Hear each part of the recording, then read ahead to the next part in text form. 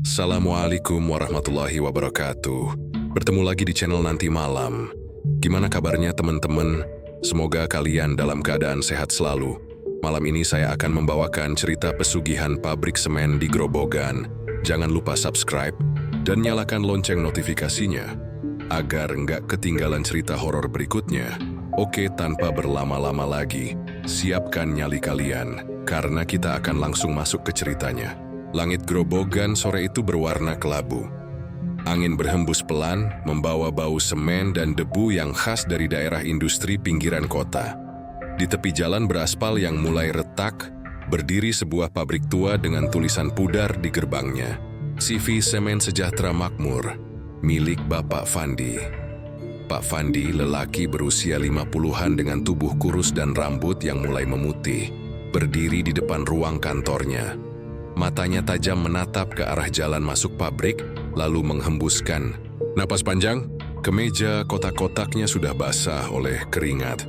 Meskipun kipas angin di dalam ruangan masih berputar pelan. Ia telah membangun pabrik ini sejak 20 tahun lalu. Mulanya hanya pabrik kecil dengan beberapa pekerja, tapi berkat ketekunan dan kerja keras, usahanya berkembang pesat.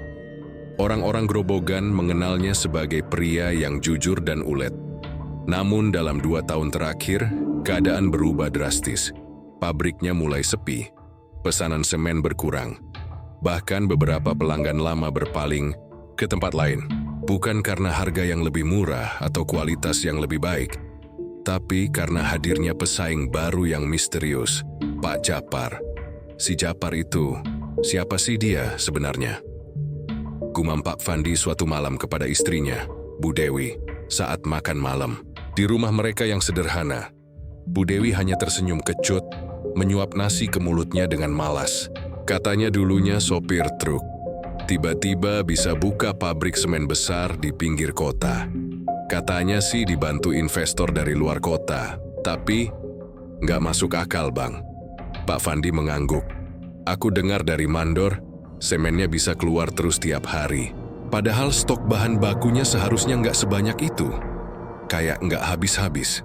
Sejak saat itu Pak Fandi tak bisa tidur nyenyak. Malam-malamnya dihabiskan dengan pikiran yang terus berputar. Ia mulai sering duduk di beranda sambil merokok, memikirkan bagaimana cara menyelamatkan usahanya yang mulai tenggelam. Di gudang belakang, mesin-mesin mulai berkarat karena jarang dipakai. Karyawan banyak yang dirumahkan. Yang tersisa hanya beberapa orang yang loyal dan siap bekerja meski gaji sering telat. Namun, ada yang membuat hatinya lebih perih. Pak Japar tak hanya merebut pelanggannya, tapi juga merebut gengsinya. Dalam beberapa acara kampung, nama Pak Japar lebih sering disebut sebagai pengusaha sukses, bahkan diundang jadi narasumber di pengajian RT. Sedangkan Pak Fandi perlahan dilupakan. Suatu malam, Bu Dewi membuka percakapan dengan nada yang tak biasa. Bang, aku tahu ini berat tapi kita nggak bisa cuma diem. Usaha orang lain bisa naik, masa kita cuma bisa meratapi nasib? Pak Fandi menatap istrinya. Aku udah coba semua cara, Wi. Diskon promosi, bahkan utang ke koperasi. Tapi tetap aja kalah saing. Bu Dewi mencondongkan tubuhnya, menatap dalam-dalam ke mata suaminya. Kalau semua jalan biasa nggak mempan mungkin sudah waktunya coba jalan yang lain. Pak Fandi mengernyit. Maksud kamu, jangan pura-pura nggak tahu Pak Japar bisa tiba-tiba sukses begitu bukan karena kerja keras doang. Orang-orang bilang, dia main pesugihan. Pak Fandi diam. Kata pesugihan itu terdengar seperti petir di telinganya. Ia bukan orang yang religius, tapi juga tak pernah bermain di wilayah mistis. Namun, keadaan sekarang benar-benar membuatnya terguncang. Semua kerja kerasnya selama puluhan tahun bisa hancur karena satu orang yang mungkin bermain curang. Jangan bercanda, Wi, gumamnya, tapi suaranya lemah. Tidak sepenuhnya menolak. Bu Dewi bangkit dari duduknya, lalu berjalan pelan ke arah dapur. Sebelum menghilang di balik tirai, ia berkata lirih tapi tajam. Kalau kamu nggak mau kehilangan semuanya, kamu harus lebih nekat dari lawanmu. Ucapan itu menghantui tidur Pak Fandi selama berhari-hari. ia mulai bermimpi aneh. Mimpi berada di sebuah gua dengan suara tawa yang menggema. Mimpi melihat tubuh-tubuh manusia dibungkus plastik dan dilempar ke dalam silo semen. Mimpi melihat tangan-tangan hitam menarik kakinya sambil berbisik, "Mau kaya, serahkan mereka." Pak Fandi terbangun dengan napas terengah-engah dan tubuh bersimbah peluh. Di sampingnya, Bu Dewi masih tertidur pulas, tapi senyumnya seperti menyimpan sesuatu. Pagi harinya, Bu Dewi memberikan sebuah kertas kecil. Di atasnya tertulis sebuah nama dan lokasi. "Mbah Resmo, Gunung Kendeng. Kau tinggal pilih, Bang," katanya pelan. "Mau terus miskin atau jadi penguasa gerobogan lagi?" Pak Fandi menggenggam kertas itu. Untuk pertama kalinya dalam hidup, ia merasa jalan pintas terasa lebih menggoda daripada perjuangan panjang yang perlahan-lahan membunuhnya. Dan disinilah semuanya bermula. Embun pagi masih menempel di dedaunan saat Pak Fandi memacu motornya melewati jalanan berbatu menuju lereng Gunung Kendeng. Jalan kecil itu sunyi, hanya diiringi suara burung hutan dan angin yang menyapu ilalang. Wajah Pak Fandi kaku, tangannya menggenggam stang erat, seperti mencoba meredam kegugupan yang mengaduk perutnya sejak tadi malam. Ia tak pernah menyangka bahwa suatu hari akan menempuh jalan ini. Jalan yang katanya tak akan bisa ditarik kembali setelah dilalui. Tapi di pikirannya, satu suara terus berbisik. "Kalau orang lain bisa pakai cara gelap dan berhasil, kenapa aku tidak?" Setelah 1 jam perjalanan, ia tiba di sebuah dusun kecil. Tak banyak rumah, hanya beberapa gubuk berdinding bambu. Seorang ibu tua yang sedang menjemur padi menatapnya dengan tatapan curiga. "Mbah Resmo di mana ya, Bu?" tanya Pak Fandi dengan sopan. Perempuan itu tak menjawab, hanya menunjuk ke arah utara, ke sebuah jalur sempit yang masuk ke dalam hutan kecil. Tanpa berkata banyak, Pak Fandi pun memarkir motornya dan berjalan kaki menelusuri jalan setapak itu. Tak lama kemudian, ia tiba di depan sebuah rumah kayu reot yang dikelilingi pohon beringin tua. Di depannya tergantung ratusan janur kuning. Kemenyan mengepul dari sudut beranda, dan bau dupa menyengat tajam menusuk hidung. Dari dalam terdengar suara serak namun jelas. "Masuk saja, Fandi." Pak Fandi tertegun. Ia belum sempat mengetuk, bahkan belum membuka mulut. Perlahan ia melangkah masuk, melewati pintu bambu yang terbuka setengah. Di dalam ruangan, duduk seorang lelaki tua bertelanjang dada, dengan rambut putih panjang terurai hingga pinggang. Kulitnya penuh guratan seperti akar pohon.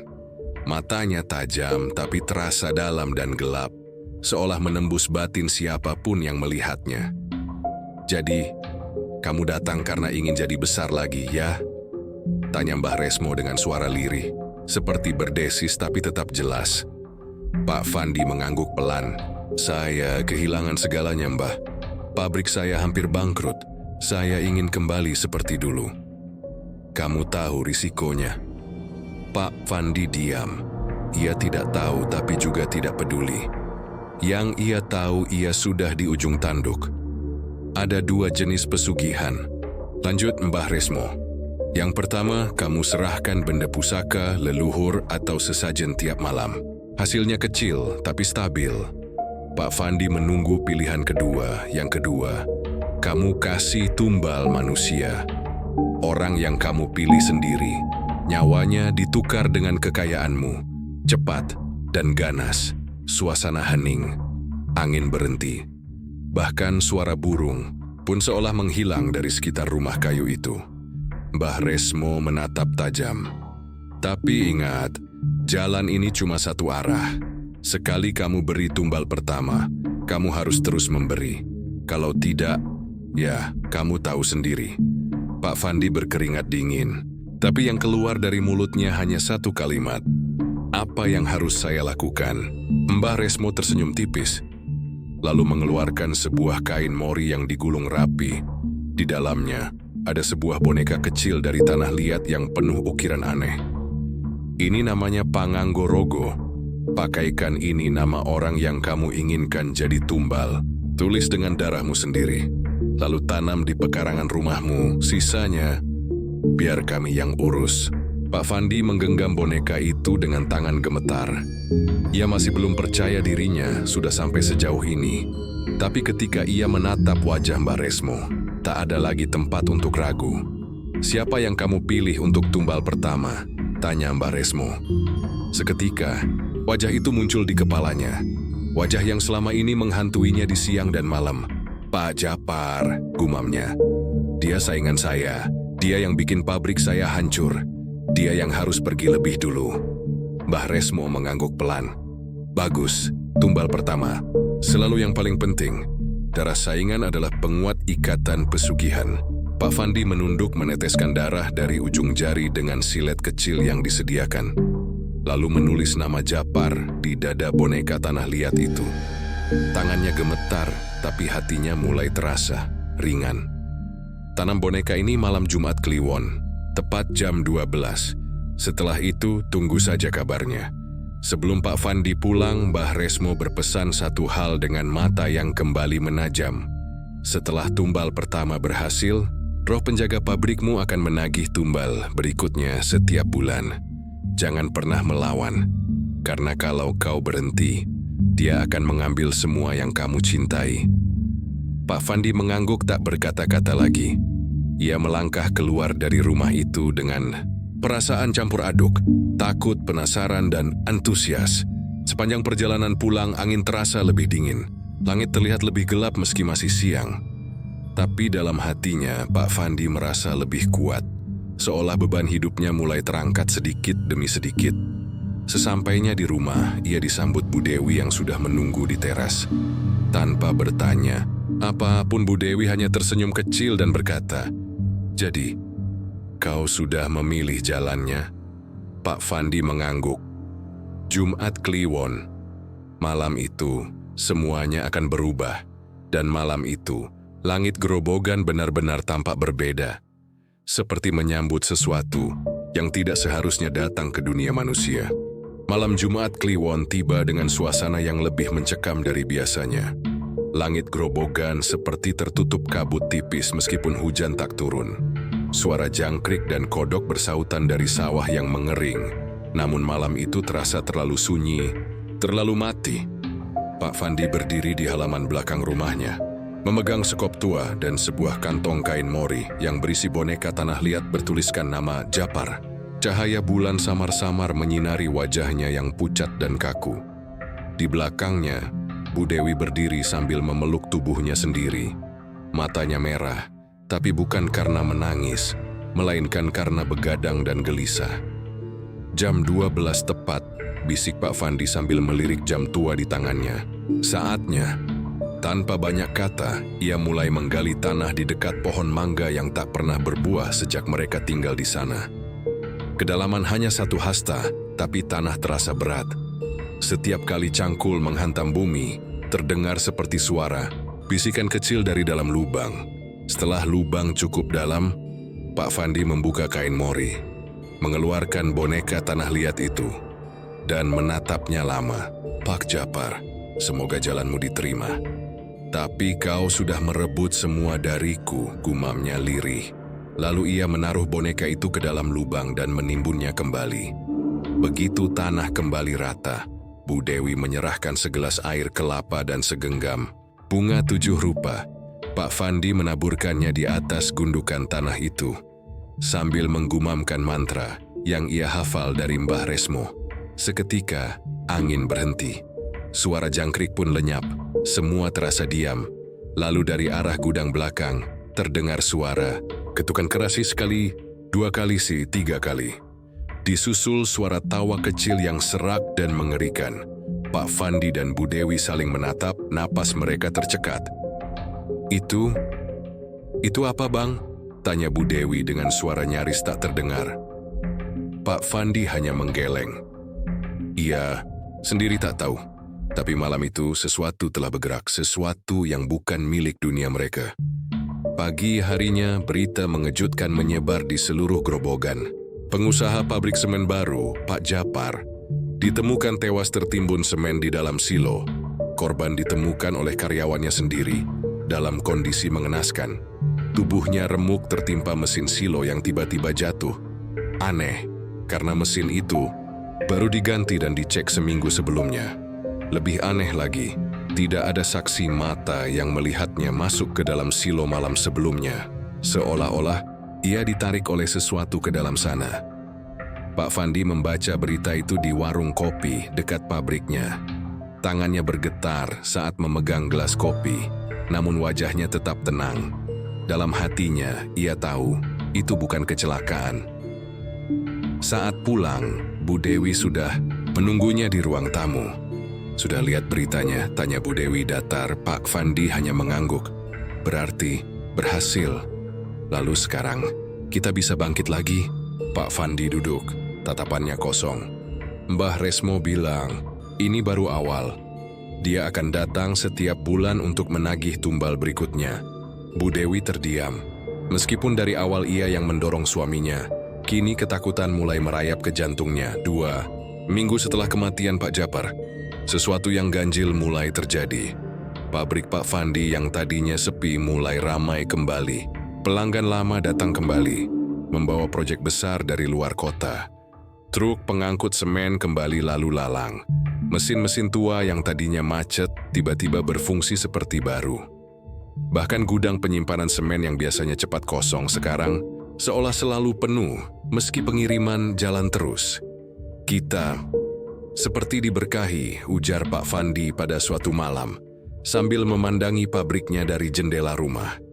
Tapi dalam hatinya, ia tahu ini bukan berkah. Ini adalah bayaran dari perjanjian. Gelap, dan benar saja tepat sebulan setelah tumbal pertama, mimpi buruk mulai datang. Kali ini, bukan hanya pada Pak Fandi, tapi juga pada Bu Dewi. Mereka berdua bermimpi berada di dalam pabrik yang sudah runtuh. Di tengah bangunan yang hancur, berdiri sosok tinggi besar dengan tubuh berlumur abu semen dan mata merah menyala. Sosok itu menunjuk ke arah mereka, lalu menggeram dengan suara dalam yang menggetarkan, "Berikan tumbal berikutnya." Ketika Pak Fandi terbangun, seluruh tubuhnya basah oleh keringat dingin. Bu Dewi juga terbangun, memegangi dada dengan napas tersengal. "Mereka menagih, Bang," bisiknya. Pak Fandi tak menjawab. Ia tahu benar tumbal pertama hanya permulaan. Kini Si Hongxia harus memilih korban berikutnya, sebelum makhluk itu datang mengambil apapun yang ia cintai. Dan disinilah kegilaan itu mulai tumbuh perlahan. Di antara tumpukan semen dan lembaran rupiah, ada nyawa-nyawa yang sedang menunggu untuk dikorbankan. Pertanyaannya kini bukan apakah Pak Fandi akan melanjutkan, tapi siapa yang akan jadi korban berikutnya. Sejak kematian Pak Japar, pabrik Pak Fandi berubah seperti pabrik dalam mimpi. Order berdatangan tanpa henti, investor baru muncul, dan beberapa kontraktor besar dari luar kota bahkan rela membayar lebih mahal demi produksi dari pabrik semen milik Pak Fandi. Para tetangga dan warga sekitar mulai membicarakannya dengan nada heran campur kagum. "Pak Fandi kayaknya benar-benar hoki ya," ujar Pak RT di warung kopi. Padahal kemarin-kemarin sempat mau tutup, sekarang malah makin kaya.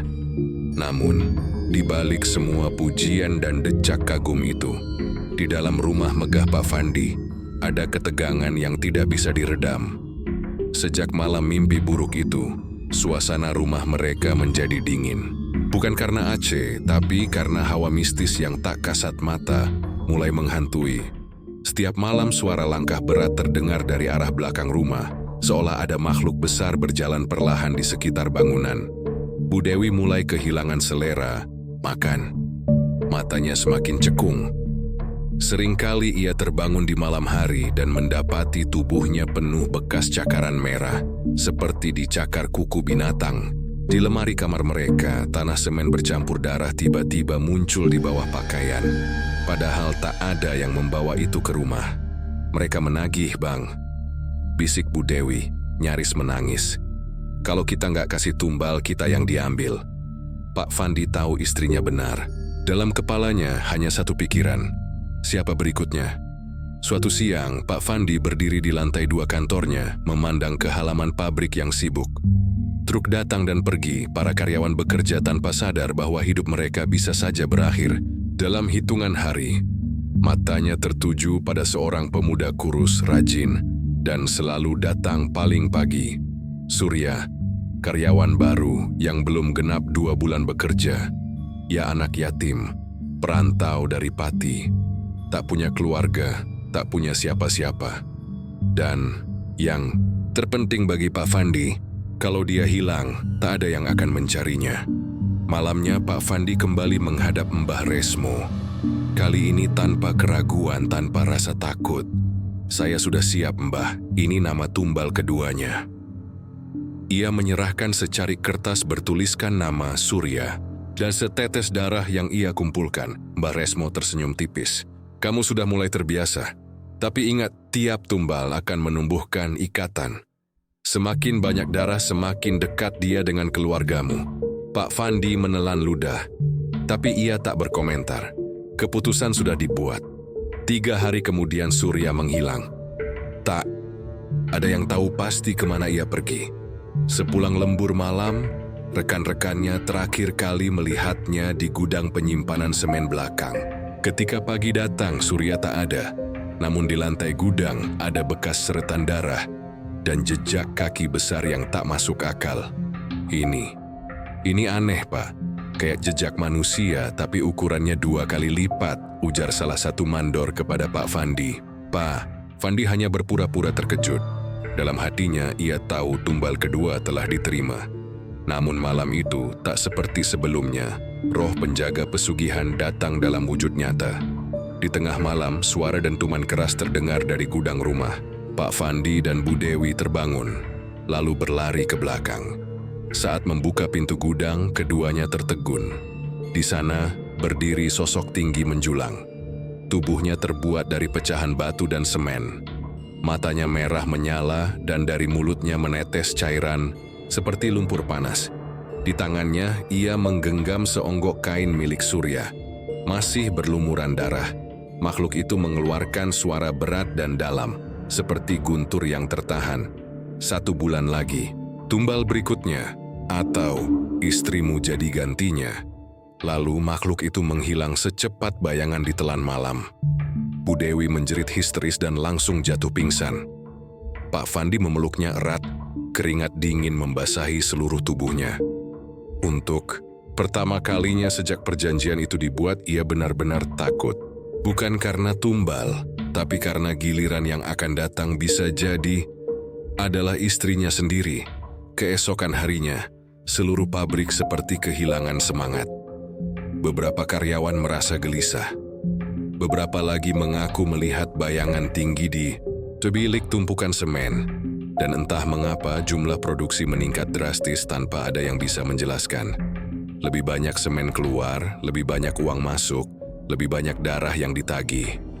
Pak Fandi duduk di ruang kantornya dengan kepala penuh. Bayangan, ia tahu ia tidak bisa berhenti. Karena berhenti berarti mati. Dan sekarang ia tak hanya mempertaruhkan dirinya, tapi juga Bu Dewi. Waktu terus berjalan. Bulan berikutnya semakin dekat. Dan makhluk penjaga perjanjian itu terus mengintai dari balik dinding semen. Sudah 2 minggu sejak Surya menghilang tanpa jejak. Sejak saat itu, Bu Dewi tidak pernah lagi tersenyum. Wajahnya semakin pucat, matanya sembab karena kurang tidur, dan tubuhnya mulai kurus. Ia seperti bayangan dari dirinya yang dulu. Dulu ia wanita kuat, pendamping suami yang ambisius dan gigih. Kini setiap malamnya dihantui suara-suara aneh, mimpi buruk dan rasa bersalah yang kian menghimpit. Di ruang tamu, Bu Dewi duduk sendirian menatap dinding kosong. Di depannya, secangkir teh yang tak disentuh sejak pagi. Sudah 3 hari ia tak keluar rumah. Bahkan untuk sekadar berbicara dengan Pak Fandi, ia enggan. Mereka tidur di ranjang yang sama, tapi seakan-akan berada di dunia yang berbeda. Malam-malamnya dipenuhi mimpi buruk. Sosok Surya datang dalam tidurnya, tubuhnya berlumur semen, matanya kosong dan mulutnya mengucap lirih. Saya cuma mau kerja, Bu. Kenapa saya yang dibunuh? Bu Dewi selalu terbangun sambil menjerit dan menangis. Tapi Pak Fandi, entah sudah terlalu keras hatinya atau terlalu terbiasa, hanya diam menatap langit-langit. Ia tahu Rasa bersalah tak bisa diseka begitu saja. Tapi yang lebih penting baginya, bulan depan semakin dekat dan tumbal ketiga harus disiapkan. Suatu sore Bu Dewi memberanikan diri pergi ke dapur. Ia berniat memasak untuk pertama kalinya setelah berminggu-minggu. Tapi ketika membuka lemari bumbu, ia mendapati sesuatu yang tak pernah ia simpan. Seikat rambut manusia, basah, berlumuran darah. Ia menjatuhkan sendok di tangannya. Tubuhnya bergetar, dadanya sesak. Ia mundur perlahan, dan saat membalikan badan, di dinding dapur terpampang tulisan merah yang entah dari apa. Kau berikan aku, kau akan aku ambil. Bu Dewi menjerit pingsan di tempat. Ketika sadar, ia sudah berada di kamarnya. Pak Fandi duduk di sampingnya dengan wajah khawatir, tapi tak bisa menyembunyikan rasa letih. Dewi, kau harus kuat, ujarnya pelan. Ini semua demi masa depan kita. Kamu juga sudah ikut dalam ini sejak awal. Tapi aku nggak sanggup, Bang. Aku nggak sanggup lagi. Tangis Bu Dewi pecah. Ia menggenggam lengan suaminya erat-erat. Kita harus berhenti. Kita harus pergi dari sini. Jual semuanya. Kita mulai dari awal. Pak Fandi terdiam lama. Lalu ia menjawab, kita nggak bisa. Kita sudah masuk terlalu dalam. Kalau kita berhenti sekarang, kita bukan cuma kehilangan harta. Kita kehilangan nyawa. Biarlah. Asal kita selamat, Bang. Aku takut sekali. Pak Fandi menunduk, menarik napas panjang. Dalam hatinya ia juga takut.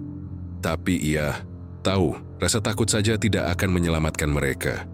Gangguan semakin hari semakin menjadi-jadi. Setiap malam suara jeritan muncul dari sudut rumah, meskipun tak ada siapa-siapa. Cermin di kamar mandi retak tanpa sebab, dan seringkali memperlihatkan bayangan yang bukan milik mereka. Kamar tidur mereka berbau semen basah, seperti gudang yang baru digali. Bu Dewi mulai merasakan hal-hal aneh pada tubuhnya. Terkadang tangannya bergerak sendiri, menulis simbol-simbol aneh di buku catatan. Pernah suatu malam, ia terbangun dan menemukan dirinya berdiri di tengah halaman belakang rumah, telanjang kaki, dengan tanah kuburan menempel di kakinya. Ia tak tahu bagaimana bisa sampai di sana. Malam itu ketika ia menangis di kamar mandi, tiba-tiba air dari keran berubah menjadi darah. Ia berteriak histeris, namun ketika Pak Fandi datang, air itu kembali seperti biasa. Ini semua akibat dari perjanjian itu, Bang. Kita dihukum. Aku dihantui. Pak Fandi menarik tubuh istrinya ke pelukannya. Tapi hatinya sendiri sudah mulai terbelah. Dalam pikirannya satu pertanyaan terus menggema. Jika tumbal tak bisa didapat dari orang luar, apakah orang terdekat bisa menggantikannya? Beberapa hari kemudian Pak Fandi kembali menghadap Mbah Resmo. Tapi kali ini, ia tidak membawa nama siapapun. Ia datang dengan mata sembab dan suara gemetar.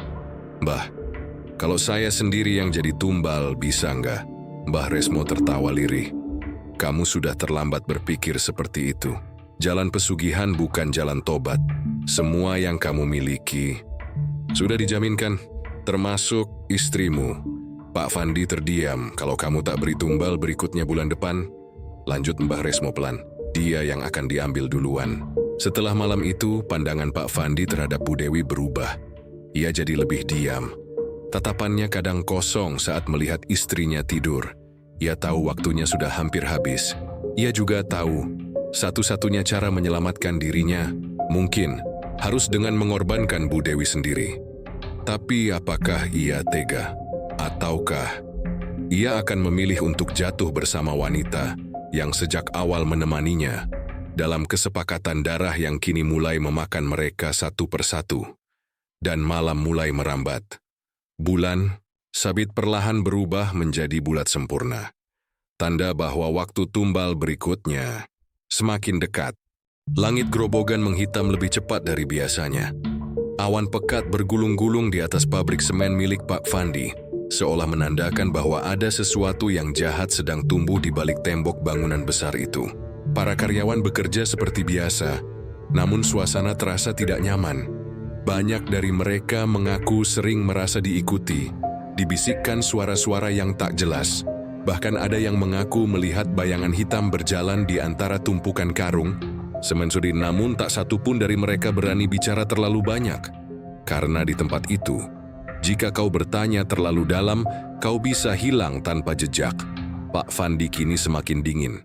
Tatapannya kosong namun matanya menyala seperti ada api yang terus menyala di dalam.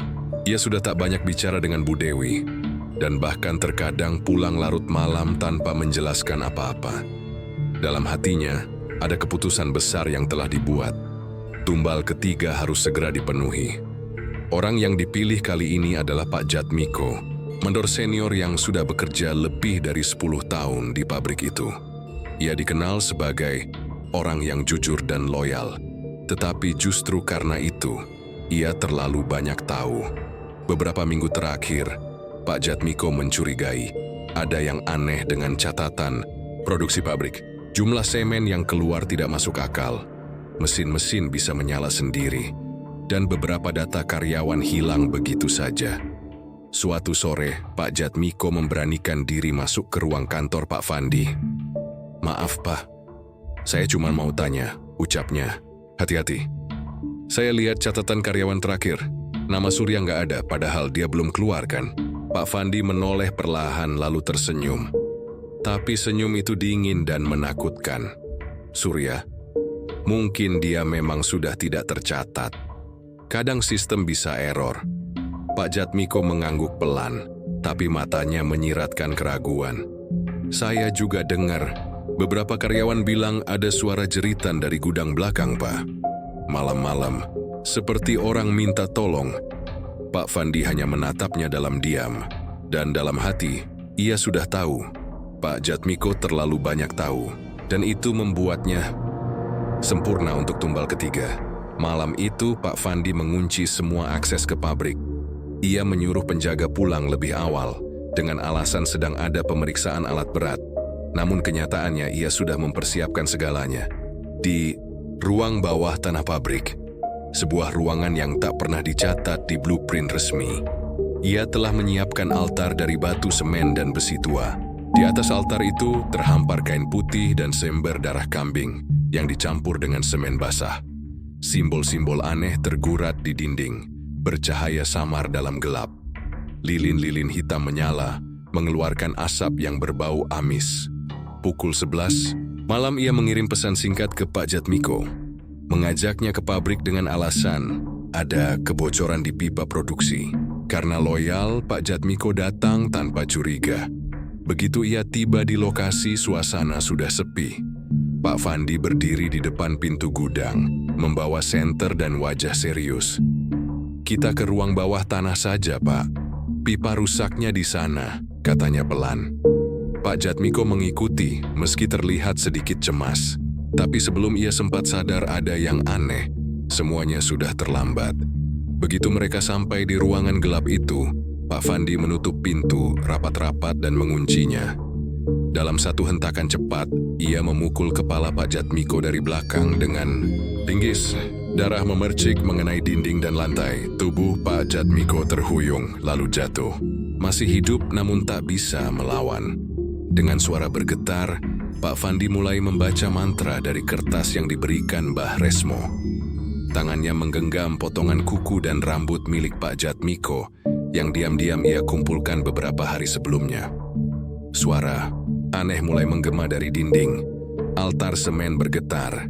Lilin hitam padam satu persatu seolah ada hembusan dari dunia lain. Dan saat darah Pak Jatmiko mengalir membasahi altar, makhluk itu datang lagi. Ia lebih besar dari sebelumnya.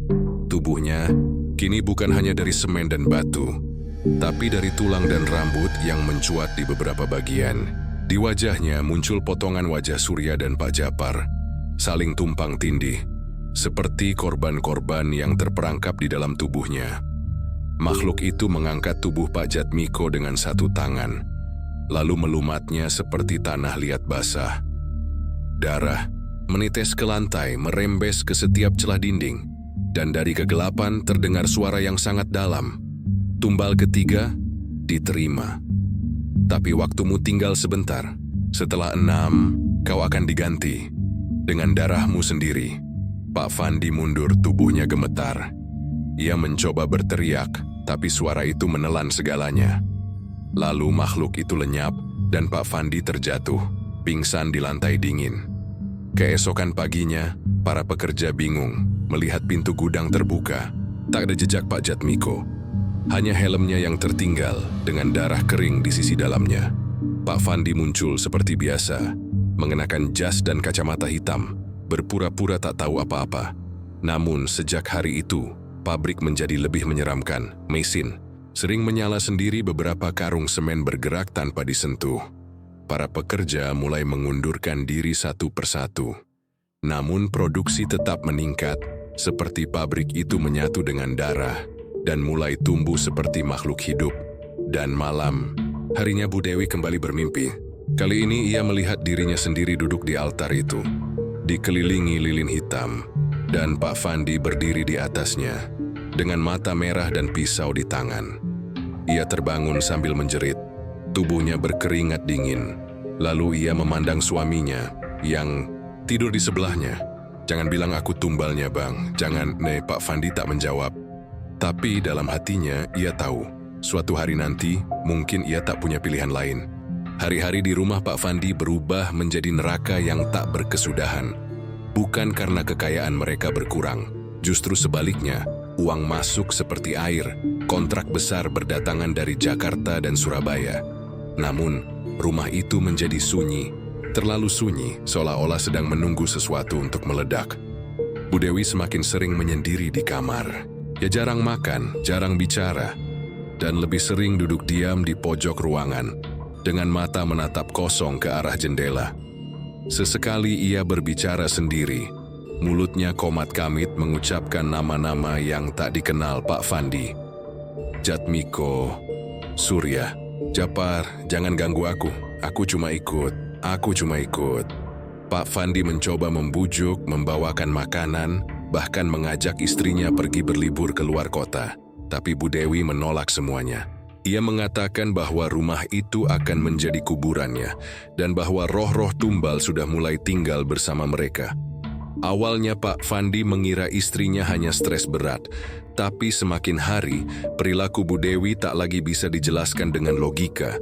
Suatu malam sekitar pukul 2 dini hari, Pak Fandi terbangun karena mendengar suara pintu kamar mandi terbuka. Ia mengira Bu Dewi ke kamar mandi. Tapi ketika ia membuka mata, istrinya tidak ada di tempat tidur. Ia turun perlahan ke lantai bawah. Di dapur, lampu berkedip-kedip seperti korsleting. Dan di sanalah ia melihat Bu Dewi, berdiri di atas meja, matanya tertutup, mulutnya menggumamkan mantra aneh. Dan di tangannya tergenggam pisau dapur yang sudah berlumuran darah. Lantai di bawah meja penuh dengan potongan ayam mentah, yang disusun seperti bentuk tubuh manusia. Di sekelilingnya tersusun garam, cabai merah, dan segelas darah segar yang entah dari mana asalnya. "Dewi, kamu ngapain?" Bu Dewi tidak menjawab. Ia hanya menoleh perlahan, dan saat matanya terbuka, itu bukan mata Dewi yang biasa. Hitam semua, tak ada bola mata putih. Seolah-olah yang melihat adalah roh, bukan manusia. Lalu ia bicara, tapi suaranya bukan suara wanita. Suara itu berat, seperti pria tua yang marah, dan bersuara dari kerongkongan yang dalam. "Tumbal berikutnya, sudah kau siapkan? Atau kau ingin kami ambil sendiri?" Pak Fandi terdiam, tak mampu menjawab. Pisau di tangan Bu Dewi bergerak cepat, menusuk ke dadanya sendiri, tapi tidak menembus, hanya menyentuh kulit. Lalu ia tertawa, bukan tawa manusia. Biasa, tapi tawa yang penuh ejekan dan ancaman. Setelah itu, tubuhnya limbung.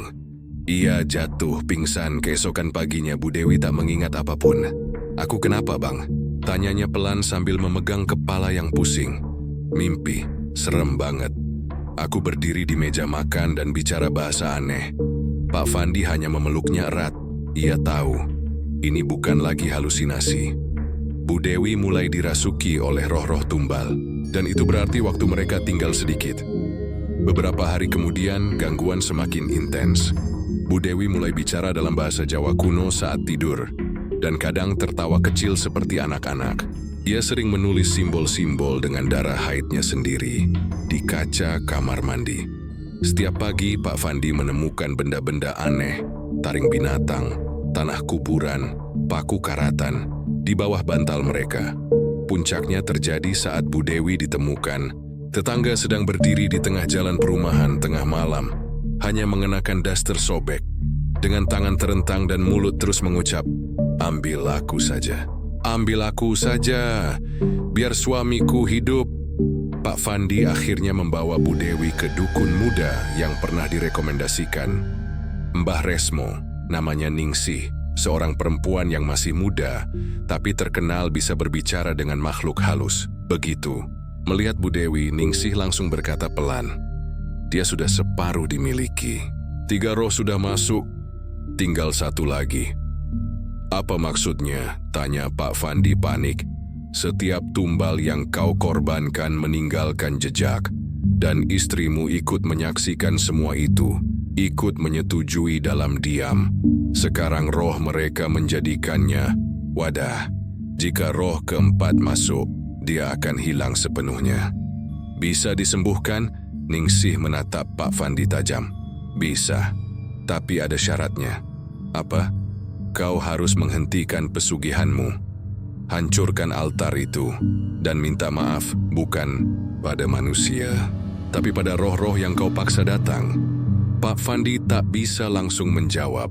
Ia tahu, menghancurkan altar berarti mengakhiri semuanya, termasuk kekayaannya, pabriknya, semua yang ia perjuangkan. Tapi melihat Bu Dewi yang semakin hari semakin hilang, pikirannya mulai goncang. Malam itu Pak Fandi duduk di teras rumah sendirian. Di tangannya sebatang rokok habis tanpa terasa. Ia menatap rumahnya, pabriknya, mobil-mobil mewah yang terparkir. Dan ia mendengar suara-suara samar dari balik pohon di halaman. "Fandi, Dewi, satu lagi. Angin malam membawa aroma semen dan darah. Dan di dalam rumah, Bu Dewi tertawa kecil di dalam tidurnya. Tawa itu bukan miliknya lagi. Sejak malam konsultasi dengan Ningsih, hati Pak Fandi tak tenang. Setiap pilihan seperti jalan buntu. Bila ia menghancurkan altar pesugihan, ia kehilangan semuanya, uang, kekuasaan, pabrik semen terbesar di Grobogan.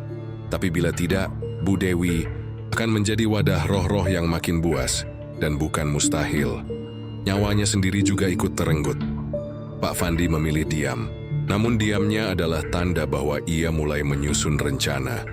Bukan untuk menyelamatkan istrinya, tapi untuk menyelamatkan dirinya sendiri. Malam itu, ia kembali mendatangi tempat ritual pesugihan di lereng Gunung Kendeng. Sendirian, ia membawa sesajen lengkap dan seekor kambing hitam. Ia menunggu di sebuah goa kecil yang dipenuhi bau amis dan aroma dupa terbakar. Goa itu sunyi, tapi hawa di dalamnya begitu berat, seperti ada mata-mata tak terlihat yang mengawasinya. Tak lama kemudian Mbah Resmo muncul dari balik batu.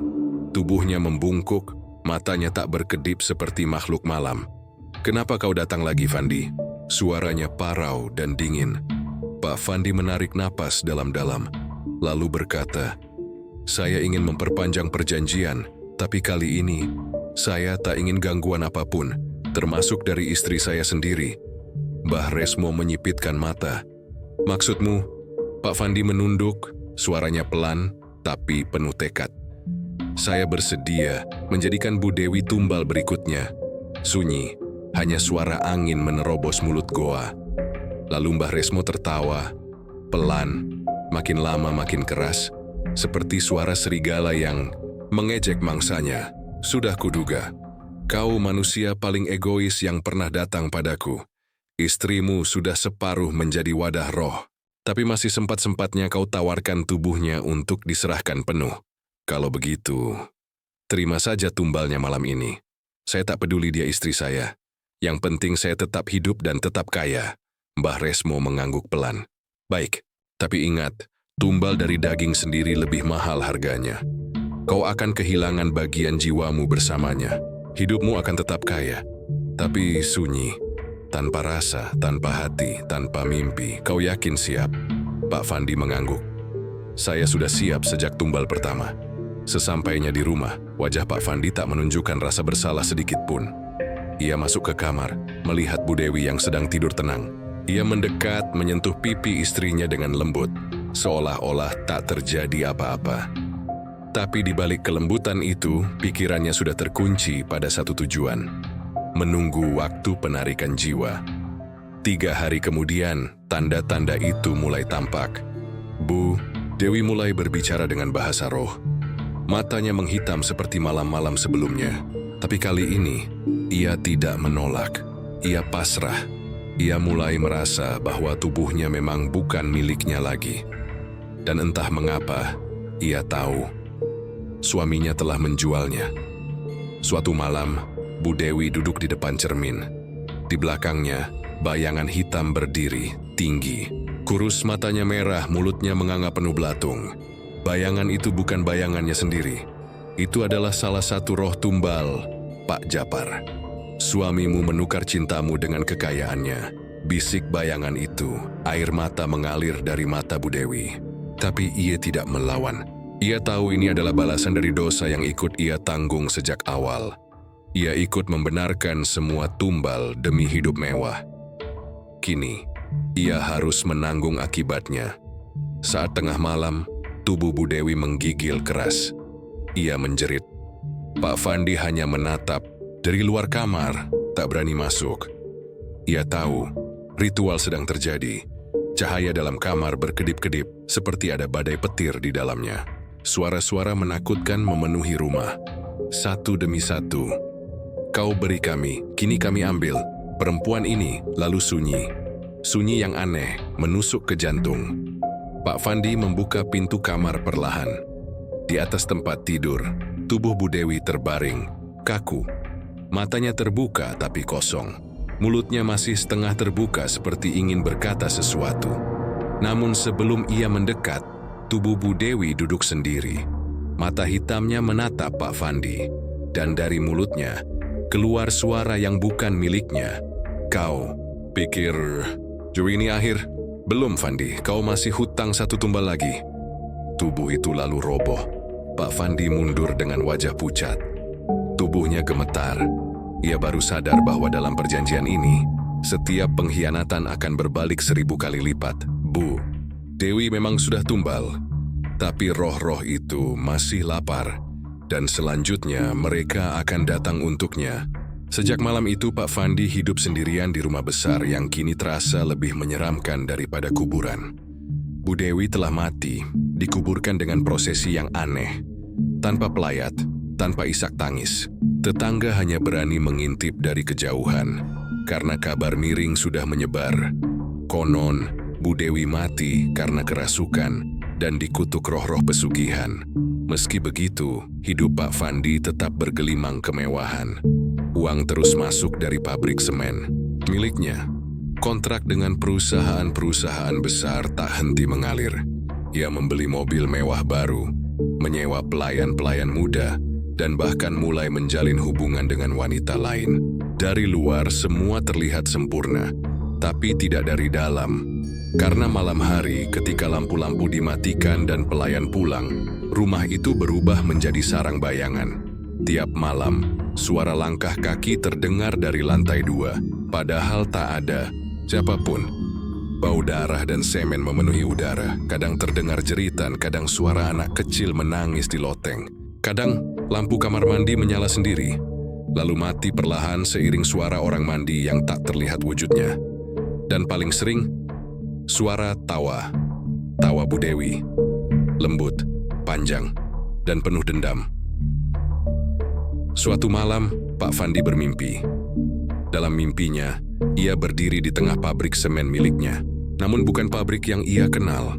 Semuanya gelap, dipenuhi kabut, dan dari dalam cerobong asap, keluar tangan-tangan manusia yang menggapai-gapai meminta tolong. Satu tangan menjulur ke arahnya. Tangan tua, kotor, dan berlumuran darah. Ingat, ku Fandi, ku Japar, musuhmu dulu, yang kau korbankan.